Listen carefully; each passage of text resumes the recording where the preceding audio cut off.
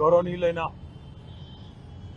పెద్దలు తెలంగాణ తొలి ముఖ్యమంత్రి రాష్ట్రంలో ప్రతిపక్ష నాయకులు పెద్దలు బీఆర్ఎస్ పార్టీ అధ్యక్షులు కేసీఆర్ గారి ఆదేశం మేరకు రాష్ట్రంలో రైతులను మోసం చేస్తున్న ఈ ప్రభుత్వం మీద రుణమాఫీ పేరిట మోసం చేస్తున్న ఈ ప్రభుత్వాన్ని ఎండగట్టే క్రమంలో ప్రజాస్వామ్యబద్ధంగా నిన్న రాష్ట్రంలోని అన్ని నియోజకవర్గ కేంద్రాల్లో అన్ని మండల కేంద్రాలలో శాంతియుతంగా ప్రజాస్వామ్య పద్ధతుల్లో మా పార్టీ నాయకత్వం మొత్తం కూడా నిరసన కార్యక్రమాలు చేపట్టింది. అందులో గౌరవ శాసనసభ్యులు, శాసన మండలి సభ్యులు, గౌరవనీయులైన పార్లమెంట్ సభ్యులు, అదేవిధంగా మాజీ శాసనసభ్యులు, మాజీ శాసన మండలి సభ్యులు అందరం కూడా ఎక్కడి వారం అక్కడ పాల్గొన్నాం. నిన్న ఒకటే రోజు రెండు ఉదంతాలు, ఈ రెండు ఉదంతాలు కూడా ఇప్పుడే రాష్ట్ర డైరెక్టర్ జనరల్ ఆఫ్ పోలీస్ గారికి వివరంగా ఆధారాలతో సహా వారికి సమర్పించడం జరిగింది. వారికి కొన్ని వీడియోలు కూడా చూపెట్టడం జరిగింది.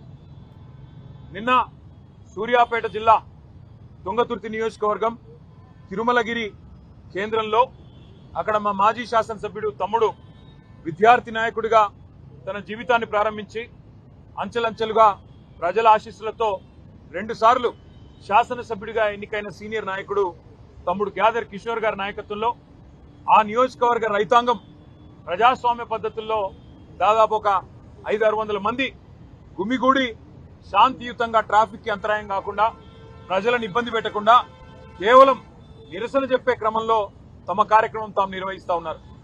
50 మంది కిరాయి మూకలు, కాంగ్రెస్ గూండాలు తాగిన మత్తులో అక్కడ స్థానిక పోలీస్ యంత్రాంగంతో కుమ్మక్కై ఆ నిరసన శిబిరం మీద దాడి చేసి ఆకస్మికంగా సుతిల్ బాంబులేసి గుడ్లు, చెప్పులు, రాళ్లు కొట్టి హింసాయుత వాతావరణాన్ని కల్పించే ప్రయత్నం చేసినారు. మా వాళ్ళు నిజానికి కనుక తిరగబడితే నిన్న 50 మంది కాంగ్రెస్ మూకలో, కాంగ్రెస్ గూండాలలో ఒక్కడు కూడా మిగిలేటోడు కాదు. కానీ హింస ప్రజాస్వామ్యంలో హింస సమాధానం కాదు కాబట్టే మా వాళ్ళు గమ్మున ఉన్నారు. నిన్న దుర్మార్గం ఏంటంటే పోలీసు వాళ్ళు స్వయంగా, స్థానిక పోలీసులు ఆ నిరసన శిబిరం యొక్క టెంట్లు కూడా వాళ్ళు కూల్చేసి ఆ గూండాలకు వత్తాసు పలకడం ఏదైతే ఉందో ఇది రాష్ట్రంలో నడుస్తున్న రేవంత్ రెడ్డి అనే ఒక పిరికి పంద పరిపాలనకు ఇది సంకేతంగా, నిదర్శనంగా మేము అనుకుంటా ఉన్నాం.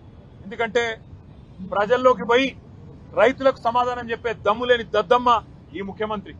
మేము అడిగినాం, చేతనైతే రా, ఏ ఊరికి పోతావో రా, ఏ మండలానికి పోతావో పోదాం, నీ కాన్స్టిట్యున్సీ కొడంగల్ పోదామా, లేదా నీ సొంత ఊరు, నువ్వు పుట్టిన ఊరు కొండారెడ్డిపల్లె పోదామా, వస్తావా అని అడిగినాం. ఎక్కడికి రాలేదు.